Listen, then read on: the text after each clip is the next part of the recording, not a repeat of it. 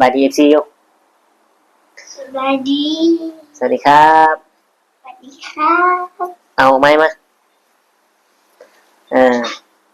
สมรักพี่น้องกันเนาะทีมงานเพลงก้อยน้อยนางนงกระดีเนาะนี่มานี่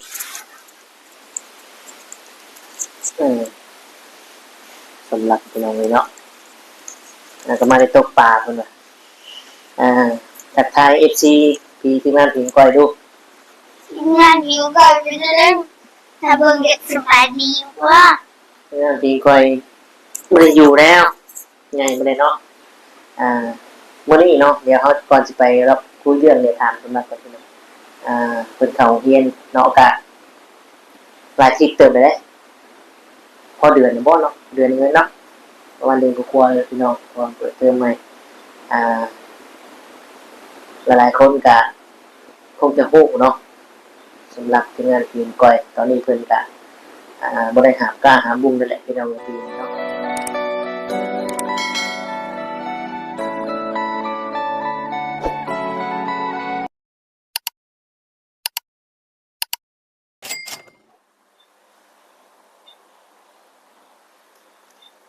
กับทักทายสบายดีและสวัสดี FC พ่อแม่พี่น้องหมู่เพื่อนเบิดทุกคนทุกท่านบ่ว่าจะอยู่ฝั่งไทยฝั่งลาวหรือว่าต่างประเทศก็ยินดีต้อนรับเข้าสู่ช่อง YouTube ตู้คำปันสุขเด้อพี่น้องเอ้ยเนาะเอาทักทายสบายดีเนาะคือเก่าคือเดิมดนพอสมควรที่ว่าตู้คำบ่ได้ค่อยลงคลิปพี่น้องเอ้ยเนาะช่วงนี้ก็คือว่าแหละสู่งานอย่างเดียวเพราะว่าสมรักกับเขาเฮียนเลยเนาะภาระก็เพิ่มขึ้นพี่น้องเอ้ยรักใจเชื่อมาละใจเชื่อมันไหมปูจะเห็นนะมาคุยกับปูเลยนี่ปูเบิ่งอยู่ประจักษ์นี่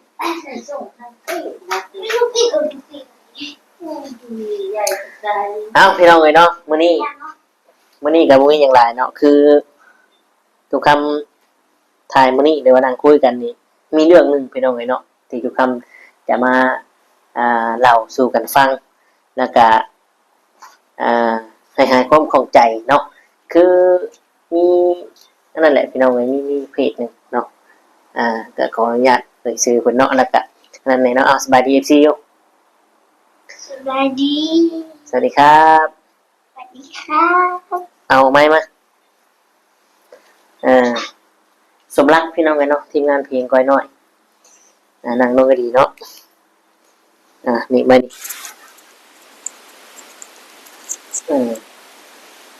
สมรักพี่น้องเลยเนาะก็มาได้ตกปลาเพิ่นว่ะทักทาย FC พี่ทีมงานเพลงก้อยดูงานหิวก่อนจะเล่นถ้าเบิ่งเด็กสบายดีว่าทีมงานเพลงก้อยไม่ได้อยู่แล้วไงไม่ได้เนาะเมื่อนี้เนาะเดี๋ยวเขาก่อนจะไปรับคุยเรื่องเลยถามสมรักกันพี่น้องเปิดเขาเฮียนเนาะกะหลายทิศเติมไปได้พอเดือนบ่เนาะเดือนเงินเนาะประมาณเดือนกว่าๆเลยพี่น้องพอเปิดเติมใหม่หลายๆคนก็คงจะฮู้เนาะสำหรับทีมงานทีมก้อยตอนนี้เพิ่นก็บ่ได้หากล้าหาบุ้งนั่นแหละพี่น้องปีนี้เนาะลงมาเรียนเนาะหรือว่าเขาศึกษาอยู่กรุงเทพมหานครโรงเรียนวัดลวกบางบำรุงเนาะพี่น้องเอ้ยก็เป็นนักเรียนของรัฐบาลเนาะก็ดีใจพี่น้องเลยเนาะที่ว่าได้เข้าเรียนปีนะก็เรียนก็คือว่าอะไรพี่น้องเนาะก็บ่ได้ว่าทางบ้านเฮาหรือว่าทางไหนหรอกเนาะมันเรียนอยู่บ้านนี่มันชนบทนะพี่น้องอีกอย่างก็ทุกคำก็บ่ได้ค่อยอยู่บ้านเนาะพ่อกับแม่ก็สองเฒ่าก็บ่มีคนมานอนอยู่บ้านนะคือเขาเนี่ยเรียนมาเข้าปีพี่น้องเนาะเป็นจังได๋สำหรับเขาเป็นจังได๋เรียนดีเลยทอดน้องมาใส่เลยผมมองบัวลายเรียนแต่ละมือมีวิชาอย่างไรวิชาคณิตศาสตร์อังกฤษแล้วก็อย่างวะอื่นเลยวิชาคณิตศาสตร์แล้วก็อังกฤษแล้วก็ภาษาอังกฤษภาษาไทยนี่ สารไทยก็มี ภาษาไทยก็มีเพื่อนเนาะไปวันแรกมีเพื่อนแต่คน ไปวันแรกเกือบได้เพื่อนเต็มห้อง ไม่เพื่อนเต็ม แล้ว ห้อง ยังได้ผู้สาวมาด้วย ได้ผู้สาวอีกพี่น้องเลย บางเรียนได้เพื่อนเต็มห้องว่าซั่นเนาะพี่น้องรู้จักคุณครูหรือว่าในชุมชนเนี่ยพี่น้องเนาะในชุมชนที่ทุกคำอยู่นี่ก็เอ็นดูเป็นหักเพลงเนาะเอ็นดูสมรักพี่น้องเลยเนาะทุกคำก็ดีใจนะพี่น้องเลยที่ว่ามีพ่อแม่พี่น้องประชาชนไทยอยู่ในหมู่บ้านนี้หักเพลงนะพี่น้องเลยเนาะซึ่งส่วนมากก็มีแต่คนภาคอีสานเท่าได้ทุกคำอยู่ไทยนี่ก็เหมือนอยู่ลาวพี่น้องเว้าลาวกันเต็มเลยเนาะ คุณครูก็ยังคนอีสานนะพี่น้องคนลาวเหมือนกันเนาะลาวอีสานไปเรียนแล้วก็รู้สึกว่าบ่อยากเมื่อบ้านนะเด้บ้านพี่น้องวันอะไรที่ฮอดปูอยู่บ่ ที่ฮอดอยู่อยากเมื่อหามกล้าอีก ยังมือหามก้ายังมือหามก้าเรียนให้จบไว้ตั้งใจเรียนเนาะพี่น้องในปูเบิ่งอยู่ได้นี่ปูเบิ่งอยู่นี่มีหยังบอกปูบ่ คันกินปูอยู่เด้อ แล้วปูเบิ่งอยู่ แล้วกินฮอดเหย้าแล้วก็อย่ากินหลายเด้อกาแฟนะกับสูบยาน้ำอย่าสูบหลาย มวยปูกินกาแฟลายแล้วก็มวยปูดูดบุหรี่ได้เนาะพี่น้องเนาะปูเบิ่งอยู่ได้ปูหัวยุ่งอยู่น่ะ นี่แหละพี่น้องเลยเนาะปีนี้สมรักตัวที่หน้าผีก้อยนี่ก็บ่ได้อาบน้ำอะไรอยู่บ้านมาเรียนนะพี่น้องเลยแต่ว่าเดี๋ยวก็กลับเนาะปิดเทอมกะจังมือเยี่ยมปู่เนาะปิดเทอมจังมือดิมือเยี่ยมปู่พี่น้องเลยเนาะก็คือว่าเมื่อนี่ก็โดนเทื่อได้บ้านนี้เพราะว่าเขาเรียนแล้วนะพี่น้องเนาะเอาสำหรับสมรักนี่ก็ประมาณนี้พี่น้องเลยเนาะเพิ่นก็เรื่องที่เฮาสิถึง FC ที่มาเพียงก้อยอยู่เพิ่นว่าเนาะเพิ่นก็มาฝากความคิดถึงปู่มื้อนี้พี่น้องเลยเนาะเอาไปเรียนหนังสือไปอ่านก็ใกล้3 วันพี่น้องเลยเนาะสวัสดี FC นะแม่น่ะไปก็ สวัสดีครับวันนี้ขอลาไปก่อนนะครับบ๊ายบาย นั่นแหละพี่น้องเลยเนาะสำหรับเรื่องนี้ก็จบไปสำหรับน้องพี่น้องเราสู่กันฟัง เอามาเดี๋ยวทุกท่านจะพาไปชมคลิปจังหน่อยนี่เนาะเดี๋ยวทุกท่านจะพาไปชมคลิปมาเป็นจังไดพี่น้องเลยเรื่องราวนี่เนาะจะเป็นเพจของวัยรุ่นยุค90เนาะทุกท่านติดตามเพิ่นอยู่เนาะมื้อนี้ก็ขออนุญาตคลิปเพิ่นมานำเสนอแล้วก็มาเราสู่กันฟังเนาะมันมีคอนเทนต์หนึ่งที่เราไปถ่ายเนี่ยโมว่ามันเป็นคอนเทนต์หรือเป็นเรื่องจริงเนาะเดี๋ยวทุกคำจะมาเล่าให้ฟังจังใดเอาไปเบิ่งไปชมนำกันก่อนเนาะว่าเป็นอย่างทุกคำคือหยิบเรื่องนี้มาเว่ามาเล่าสู่กันฟังเนาะพี่น้องเนาะไปเบิ่งชมกันเลย เอ้ยเลยมันขี้วะนี่มาทุกคนเอาไปเบิ่งขี้คานแล้วอยู่บ่ตอนนี้ก็เวลาประมาณ10 โมงทุกคนเดี๋ยวเราไปเบิ่งขี้คานอยู่งานบ่นั้นทุกคนจอดมาเบิ่งบางมือมันไปเลาะลิ้นนะบางมือมันก็ไปเลาะลิ้นอ้าวเอ้ยเลยหันเอ้ยเลยมันขี้วะนี่บ้าต้องขี้แล้วนี่ดีทุกคนโอ้เจ้านี่นะโอ้บ่ว่านะอยู่เฮือนบ่ฮอดบ่ไปก็ขี้สิได้เฮือนพี่เห็นบ่โอ้พ่อเลยเหม็นโอ้เหม็นตายแหละส่งเสื้อก็บ่ซักก็สิน้ำหอมใส่ได้แล้วบ่ซักก็ได้ดิเอาน้ำหอมนี่ไปซิดนี่ขอบใจเอาไปออกซิดนั่นแกออกซิดเบิ่งน้ำหอมมาเลยหั่น แกรู้ว่า นั่นแหละแกออกนั่นแหละซิดเบิ่งหอมบ่หั่นเบิ่งน้ำหอมเลยหั่นเบิ่งแกทางนี้เบิ่งน้ำหอมวินพัดเอาไปซิดลองเบิ่งดูแกเอาหั่นอีกแกซิดเชื่อเอาไปซิดตัวเลยซิดถึงทางเลยโอ้หูกับซิดใส่มือนี่เอ้าซิดเสื้อหั่นพอ น้องแล้ว หอมแล้วเนาะน้ำหอมเขาน้ำหอมเขาดังเนาะตัวก็ได้หอมพูดไหมสิบุถึงทางจนว่าอู้สิเอามือไปกำไว้เอาอัดฝาไว้หอมป่ะนี่เสื้อบุชักก็ยังหอมเห็นบ่ขนาดบุชักได้หันยังหอมสำนี่เอานั่นลงไปโมเมนต์พับลงไปแล้วเอานี่ออกไหมนี่พับลงเอาคนแม่นี่นะโมเมนต์เอา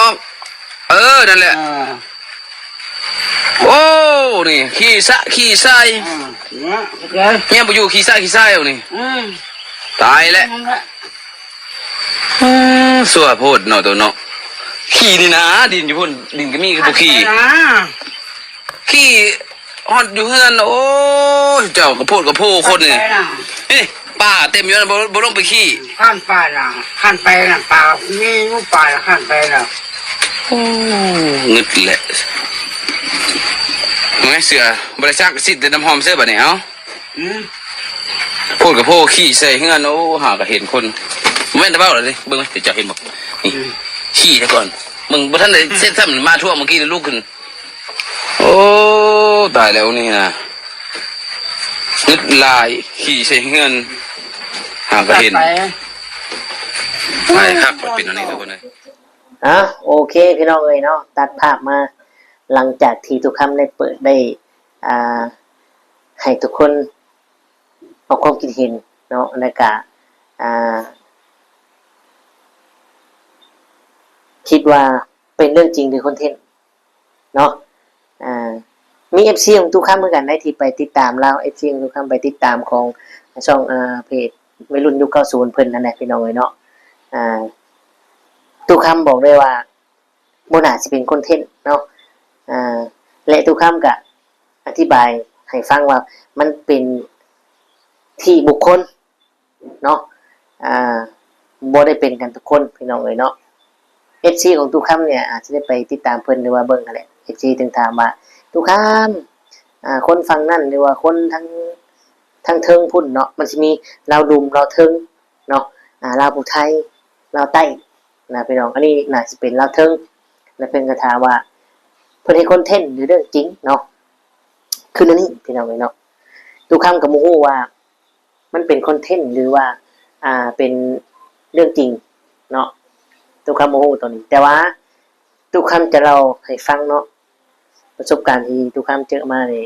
ทุกคำก็เคยขึ้นไปถ่ายทำเลยแถวลาวเทิงเนาะแถวชนบทลาวเทิงบางคนนี่ก็ลุมันขยันขันแข็งก็เหมือน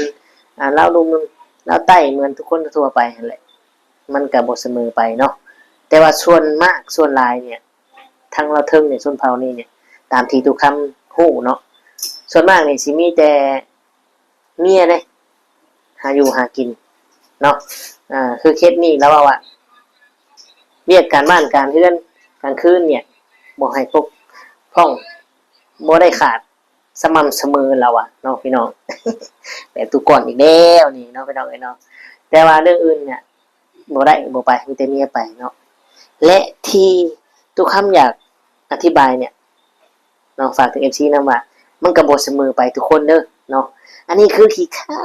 นวีล้อนี่พี่น้องเนาะกินอยู่หั่นนอนอยู่หั่นขออนุญาต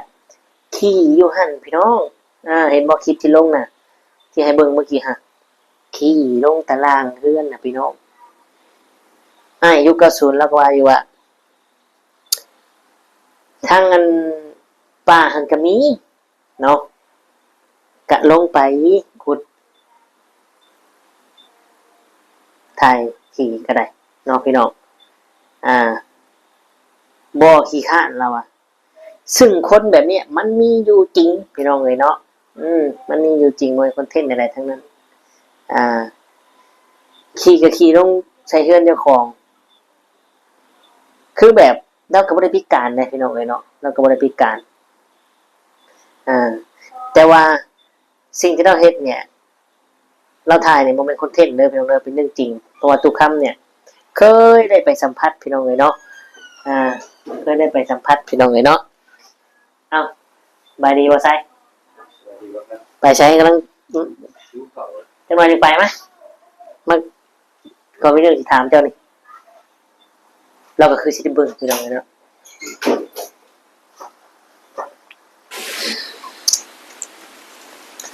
คนนั้นคือเจ้าเรากำลังบอกถึงเรื่องเพจที่จะแจ้งเนี่ยเรื่อง สวัสดี สมัยที่เนาะคือตรงนี้ไงมีที่ถามเนาะ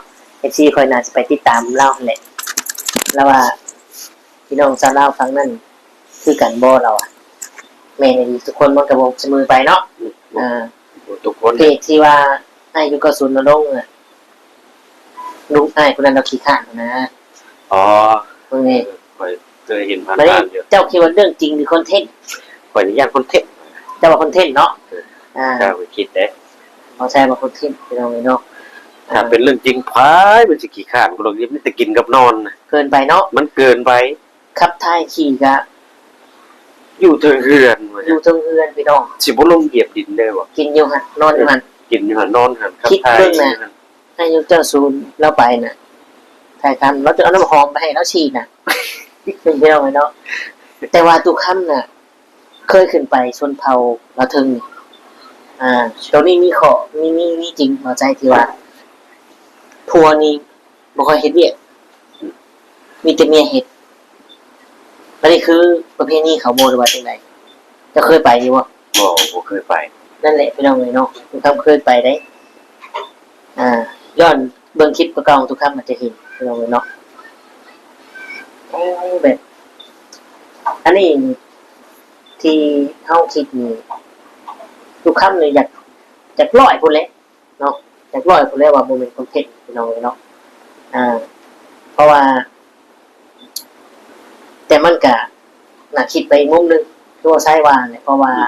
มันก็ถ่ายทำประเทศเนาะ มันก็จะเกินไปนะคำขี้ข้านก็คือว่าโพดได้ว่าครับ คอน ไม่ เท ค่อน ย ต์นี่ คิด มันเกินไปเนาะพี่น้องเอ้ย ถ้าแม่ตึงจริงนี่ก็ป้า นั่นแหละทุกคำถึงยังบอกที่ว่า มันจะบอกแม่นทุกคนเสมอไป เราถึงบางคนก็ขยันรู้มันอยู่ แม่ แต่ส่วนมากเนาะ บ่ค่อยนี่ก็มีหมู่อยู่เป็นคนดาวเทิงนี่แหละบ่แต่ขยันนี่ บอกพี่น้อง ขยันโอ้สุดยอดเลยขยัน ส่วนมากเลยตอนเราถึงเนี่ยถ้าว่าจริงใจพักเพลงไปนี่ก็คือ จริงใจอะเนาะ แม่ได้สั่งนั่นก็โอ้ โอ้ใช่ช่างก็สุดยอดมาทุกคำก็มีเซียวซึ่งกันเนาะหลายคนคือที่จำได้เบากอบเลยพี่น้องที่คนมาดำหน้าซอยทุกคำน่ะดำจนแล้วพี่น้องเลยดำจนแล้ว แต่ว่าเรื่องเพิ่นนี่อ้ายเพิ่นขี้ข้านอีดอนี่จัดคอนเทนต์บ่หรือว่าเขาก็ติดตามมึงไปเรื่อยๆเนาะแต่ทุกคำอยากบอกเลยว่า มันก็บ่เสมอไปเนาะลาวเฮานี่มีลาวยังไง มีดาวเทิง ลาวเทิง ดาวลุม ลาวลุม ดาวกลางอุทัย ลาวอุทัย เออ แล้วก็ลาวใต้เนาะ ดาวใต้ เราบึกเราลุมนี่คือ ดาว เฮา ลุม บ่ คือเฮานี่แหละดาวลุมเฮานี่ เฮานี่เราลุมเนาะ ดาวเทิงนี่คือบ้านในที่เว้าถึงนี่แหละคนขี้ข้านนี่แหละ มันเรายังจะบอกเมื่อกี้ ดาวลุม อันนั้นได้ใช่ขมุอันนี้ขมุนี่เรายัง ดาวเทิงแบบว่าหมู่ ขมุนี่ มันหลายชนเผ่าอยู่แต่ว่าชนเผ่าจีนนั่นมีแค่3ชนเผ่า แต่ว่าเฮานี่ภาษาเขาเจ้าเขาบ่ได้ฮู้เรื่องไหน บ่ฮู้ เขาบ่ฮู้ไหนพี่น้องแต่เพิ่นน่ะพังเขาออกไหน บ่ นั่นแหละพี่น้องเนาะมันมีหลายชนเผ่าเฮานี่เราลุมได้เฮานี่ซึ่งว่าได้2-3ภาษาเนาะ แม่น ภาษาไทยภาษาลาวภาษาอังกฤษแต่ภาษาอังกฤษนี่ก็ว่าได้บ่หลายเนาะพี่น้องเพราะฮู้แต่ว่าไทยลาวนี่โอเคอยู่ โอเคถือว่าเกือบสิเป็นภาษาเดียวกัน เป็ นะ นภาษาเดียวกันเนาะเป็นภาษาเดียวกัน นี่แหละพี่น้องเอ้ยเฮาก็สิติดตามเบิ่งว่า มันจะเป็นคอนเทนต์หรือเรื่องจริงเนาะขี้ข้านไอ้ดีแท้บ่พี่น้องเอ้ยมันเกินไปน่ะพี่น้องไม่กระทั่งกินอยู่หั่นนอนทั้งขี้อยู่หั่นนะน้ำกันบ่อาบนะยังดีสิลูกเมียยังอยู่นํเนาะ แม่พี่น้องเนาะลูกเมียอยู่นำเรื่องเรียกกลางคืนตามเบิ่งแล้วว่า โอ้เฮ็ดเราขยันเฮ็ดการบ้าน บ่เคยปกป้องเลยเรื่องนี้ นี่พี่น้องเนาะแต่ว่าหมู่บ้านที่บอกก็พาทุกครั้งไปนี่ก็มีพี่น้องขี้ข้าน คือเขาบอกตรงเลยว่าขี้ข้านวันนึง เด็กยังบ่ถึงขั้นนี้ แม่นแต่ก็ยังบ่ถึงขั้นนี้ อันนี้ถือว่าสุดเลยนี่ แต่ว่าลูกเมียเขาเจ้าขยันไหน แม่อยู่คนเราถึงขยัน แม่พี่น้อง ยิง เนาะเอาถ้าว่าพี่น้องทั้งเราถึงเราดูเฮาในเบิ่งเนาะหรือว่าเราถึงกะลูกคำกะบ่ได้มีเจตนาที่จะมาบุรีหรือว่าเว้าในทางที่บุรีเนาะเราก็เบิ่งตามที่เพิ่นเสนอลงแล้วมันแค่บ่หรือว่าจังไดเนาะถ้าว่าเพิ่นเบิ่งอยู่กะขอโทษขออภัยนำเนาะผู้ใดที่บ่เป็นแบบนี้ แม่ นะอันนี้เขาก็มาอธิบายว่ามันบ่เป็นทุกคน แม่นด้วยทุกคนแล้วกันเนี่ยเพราะว่ามีที่ทุกคำถามมาดิ แม่ เพิ่นอาจจะไปติดตามแหละเพราะว่าเฮาก็อยู่ฝั่งลาวเฮาเป็นคนลาวแหละเพิ่นได้ว่าทุกคำแบบคือดุคือมันคือบ่เป็นแบบนั้นนั่นแหละมันบ่เป็นทุกคนมันเป็นทุกคนพี่น้องเนาะ เอามีแต่ว่าเดี๋ยวเฮาติดตามกันเบิ่งไปว่ามันเป็นคอนเทนต์เรื่องจริงเนาะ แม่ จังไดก็ฝากไว้ซำนี้คลิปนี้ก็ได้เอาใจเนาะ โดย เขาก็จะได้ออกมาซึ่งเขาก็น่าเขาได้กินเนาะก็ได้เขาว่าจะบูกินเขาแรงเลย บ่ได้ค่อยว่าสินอนแล้วกินนี่ มันหิวเนาะ หิวบ่ได้ เนาะไอ้เนาะนี่คือเขาเป็นชาวบ้านเนาะ แม่ เป็นประชาชนธรรมดาถ้าว่าเขาบูกินเขาแรงเนี่ยก็ต้องบวชเป็นบ่ แม่ ต้องบวช แต่บางคนก็บูกินได้บางคนก็บูกินแต่บวชก็ได้กินแอบกินมาม่าได้ แม่นบ่ ค่อยเคยแล้วโอ้ เพราะว่านั่นนะ เคยบวชแล้วบ่ได้แห้งพี่น้องไปนอกมือนะบ่ได้แห้งอันนี้เจ็บท้องโอ้ก็เลยลวกมาม่ารักกินมาม่าพี่น้องในตอนหันมากเกิดหลังจากที่เฮาปฏิบัติได้แล้วก็ชิ้นไหนชิ้นพี่น้องบ่อยากปานใดเนาะเอ้าก็โอเคนี่เนาะโอเคประมาณนี้ขอขอบคุณกับคุณหลายๆ FC ที่เขาเบิ่งมาชมกดไลค์กดแชร์ให้เอาใจเนาะ โดย คลิปนี้ก็ฝากไว้ซะนี้คือสิได้กล่าวคำว่าส ส บา บาย ย ดี ดี และ และสวัสดี ค ค รั รับ บ